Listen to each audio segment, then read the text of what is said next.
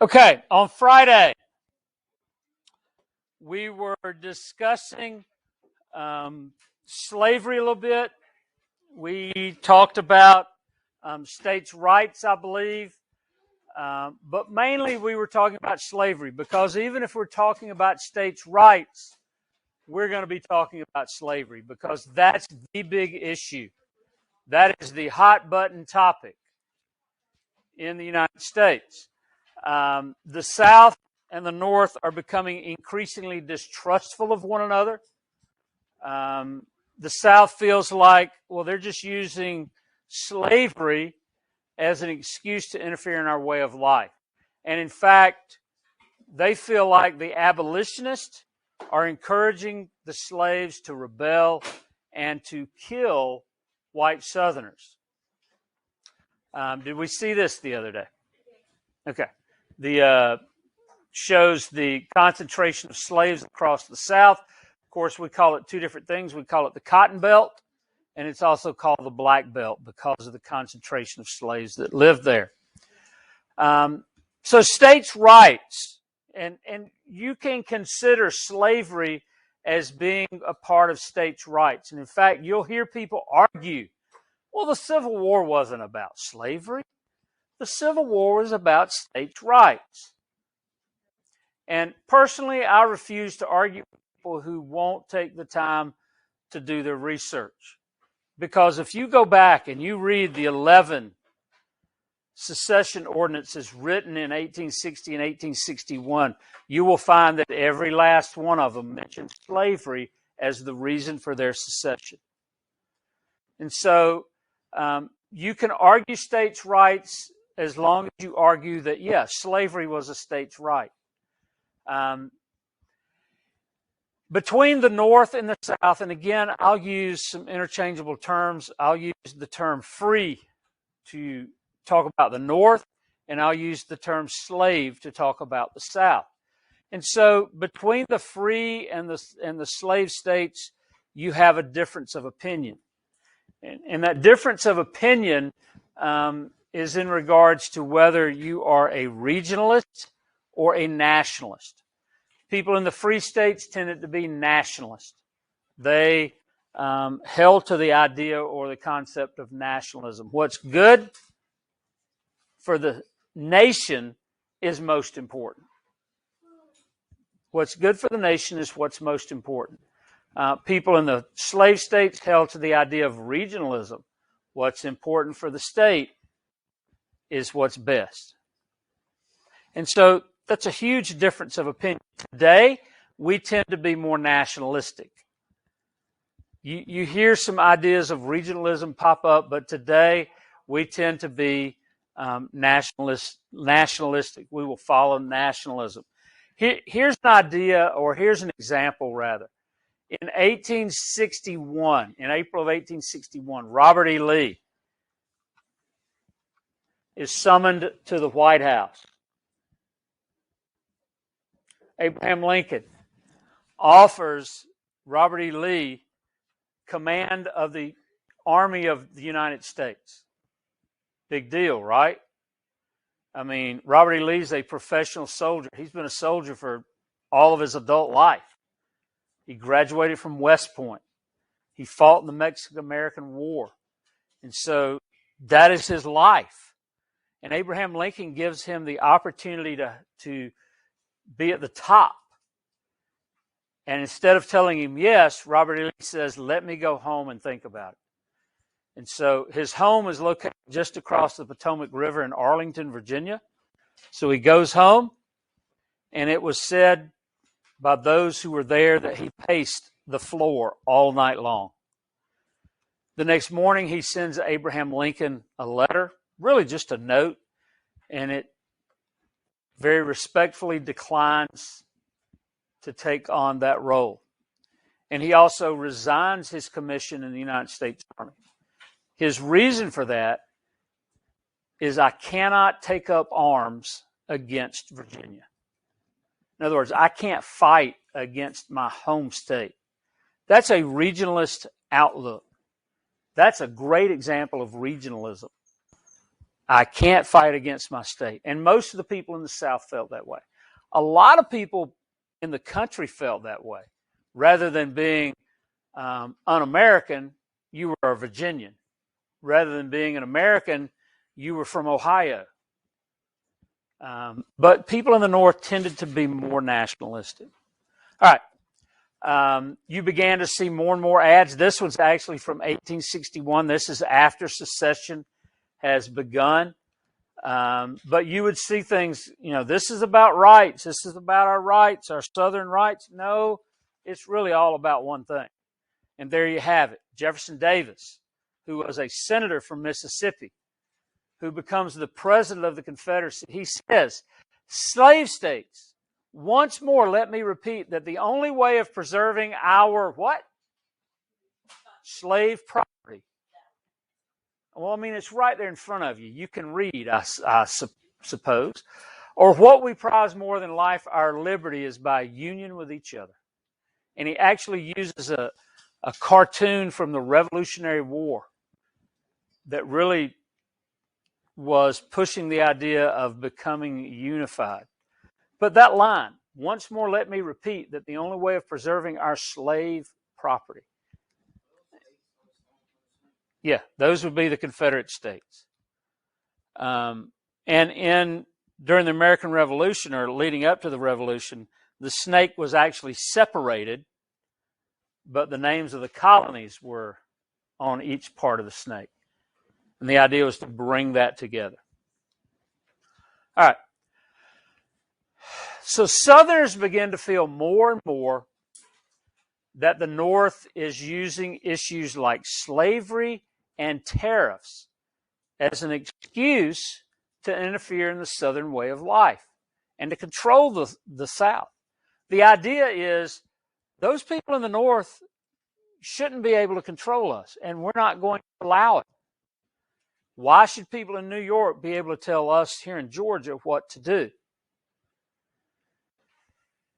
Well, in the 1800s, we have more and more factories being built in the North.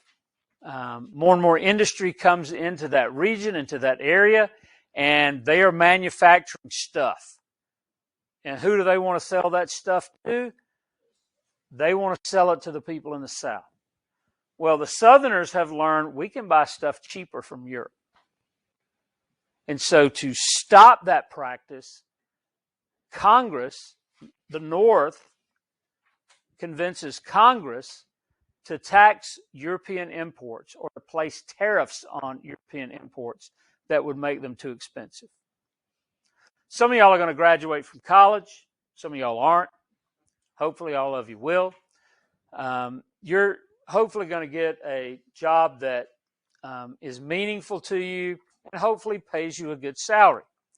And let's just suppose you do all that. You get a nice job, nice salary, and you decide you want to buy your first car, your first brand new car. And you're going to stretch a little bit. You're going to go for luxury. And so you start looking around at BMWs. Okay? And you think, well, if I'm going to buy a BMW, I'm going to buy one that's built in Great Britain. I mean, BMW stands for what? British Motor Works. They also build great motorcycles, by the way. But you decide you're going to buy one from Europe. And so you contact a dealer in Europe and you start talking about price. And he gives you a price, $85,000. No, it's not. That is not cheap. There is nothing cheap about $85,000. Nothing. Concept of what things cost. And you ain't got no money, so it don't matter. Thank you, Ahmad. You don't have $85,000. You got $215 in your pocket. So you contact that European BMW dealer, and it's like 85. Oh, I don't know about that. I don't know. So you contact the BMW dealer in Atlanta, and the price of that car is $70,000. same car, same accessories, nothing different about them except one is made in England and one is made in the United States.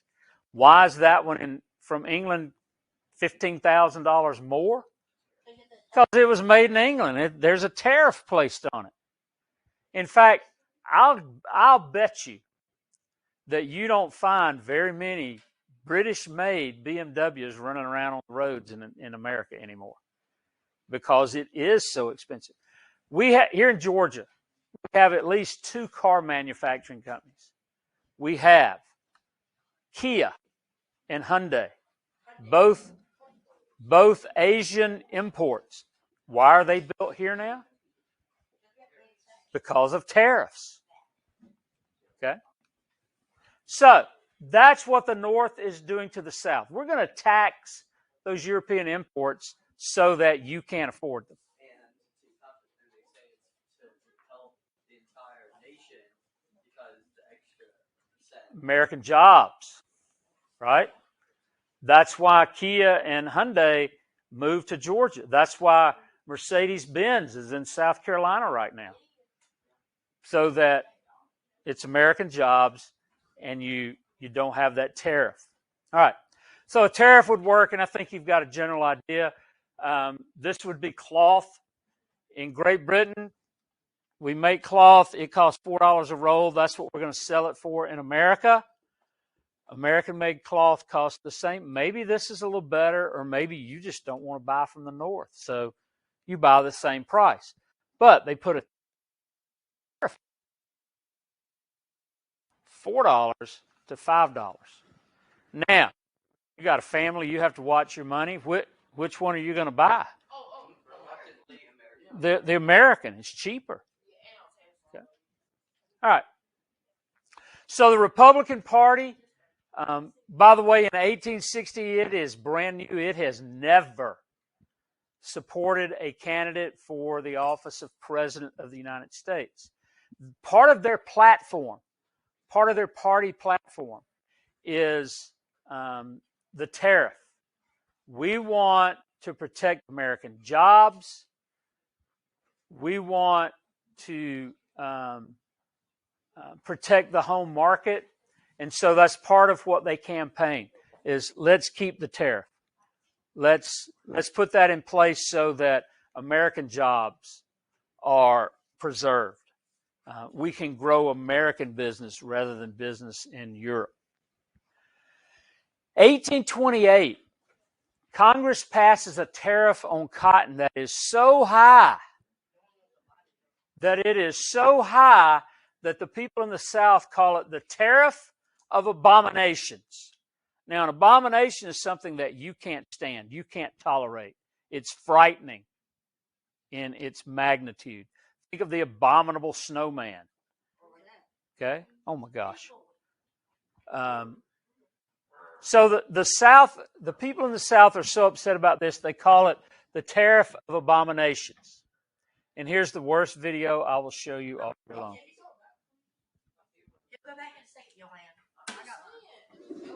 I serve because I love where I live. I serve part-time, so I can study for my degree. To be close to my family. I serve to get a leg up. And to lend us the video. Yeah, it's coming. Got to play the commercial first. I serve as an airman in the Air National Guard.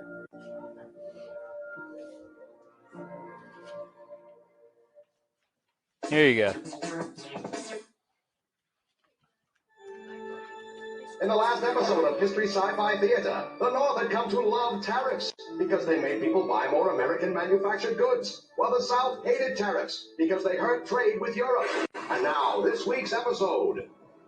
In the dark recesses of regional division transmogrifies North-South tensions into the tariff of abominations. It's alive! Southerners fear the tariff. Run for your lives! It'll ruin our economy. While Northerners don't mind it at all. It's kind of cute, really. That's sweet. Andrew Jackson's Vice President, John C. Calhoun of South Carolina, says the South has the right to secede or withdraw from the Union. Either that thing goes or we go. But President Jackson isn't having it. You'll stay. Whether you like it or not. They'll not. Will too. Then lock up that monster. By 1832, there were newer, even bigger tariffs, and the country was on the brink of civil war. When Jackson and Calhoun brought in respected statesman Henry Clay, who had previously developed the Missouri Compromise of 1820 to tame the beast. I'll save the day. Unity is more important than tariffs. And so a compromise was reached. Northerners accepted lower tariffs, and Southerners remained in the Union. Henry Clay had once again defeated the evil Dr. Regional Division. Or had he? All right. I told you that was bad. But yeah, I am infinitely stupider because of having watched it. But it gives you an idea. It gives you an idea of the division that exists and is only getting wider and wider and wider as we creep toward the middle of the 19th century. South Carolina, who is by far the most radical of the southern states. They're the ones that are first to secede from the Union, and they pushed for it for years before that. They passed a law called the Ordinance of Nullification. And what the Ordinance of Nullification says is that the 1828 tariff does not apply to South Carolina. It stated that the federal government exists only because the states allow the federal government to exist. And that's true. We agree to be governed, right? Exactly. Do what? I said it goes both ways. The federal government decides the state is the state. Okay. So, if a state, such as South Carolina, finds a law unconstitutional, they can just say, we're not going to abide by that. We're going to nullify that law within our own borders.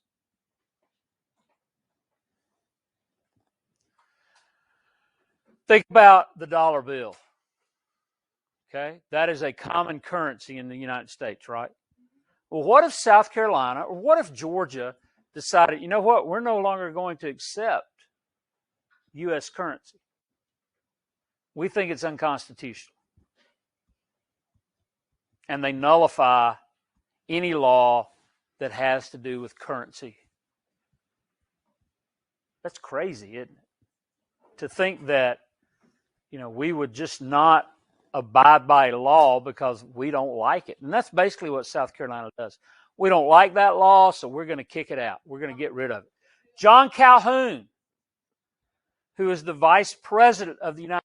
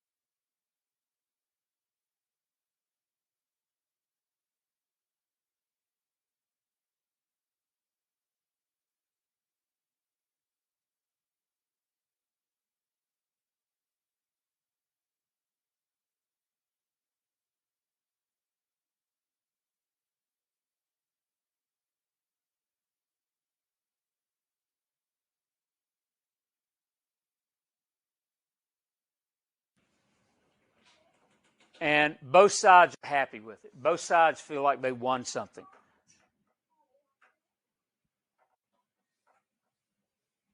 Clay becomes known as the Great Compromiser.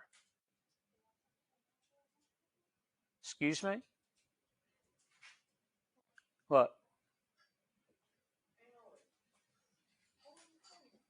Well, who was? Who was making that little bird sound? Or the little girly sound, whatever you want to call it. All right. So here you got Henry Clay in the middle, and he is trying to balance this thing. He's trying to keep the slave states happy, trying to keep the free states happy, and it is difficult at best. In fact, the cartoon has Henry Clay saying, "This seems a precarious and compromising balance," and it was. It means it's difficult to maintain it. You might fall one way or the other. Okay? So, here's the Missouri Compromise. Missouri is admitted to the United States as a slave state. Maine is created from land that belongs to Massachusetts.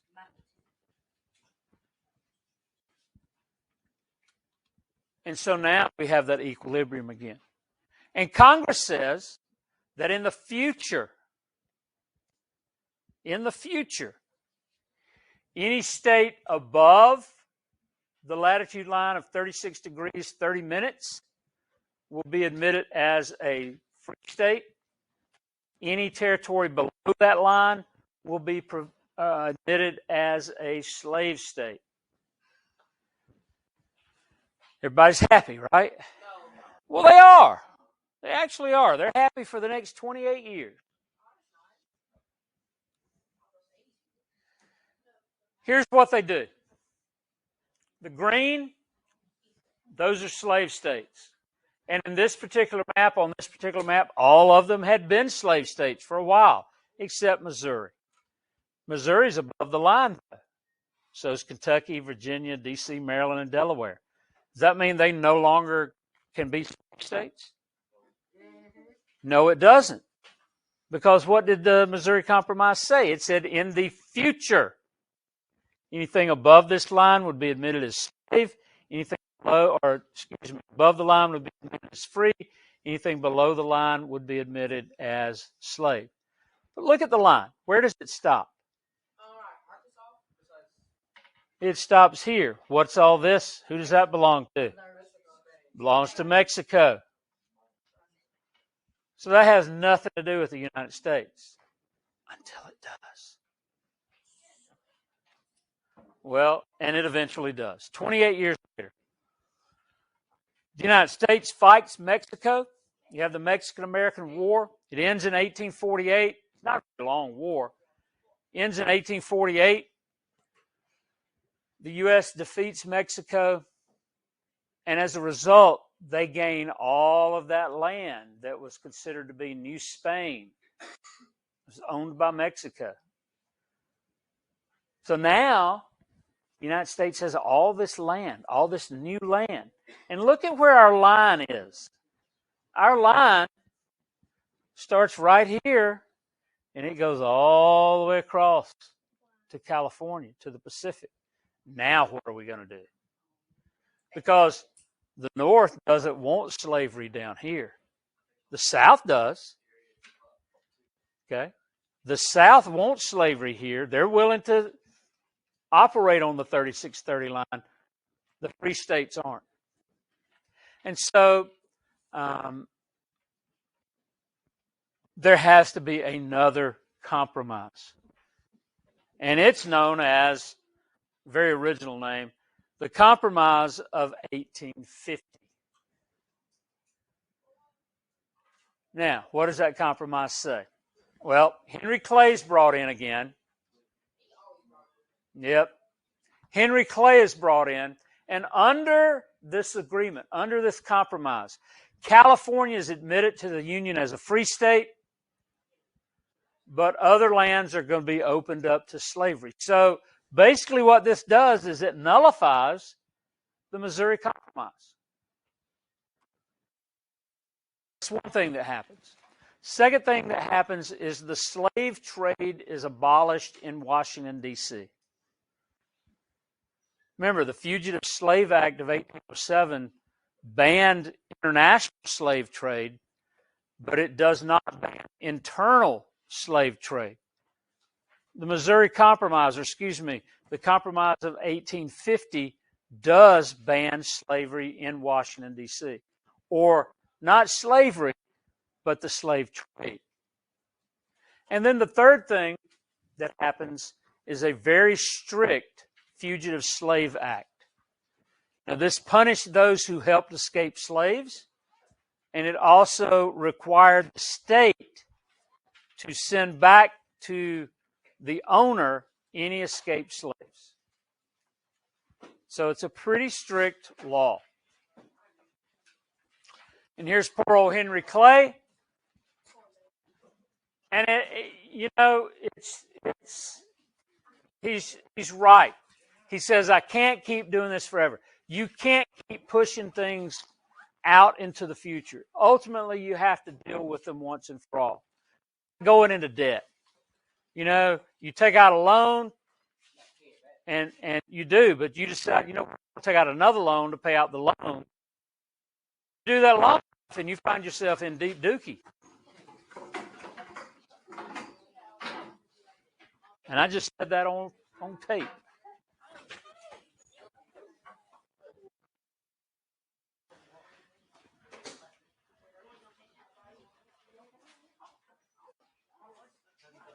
You too. All right, buddy.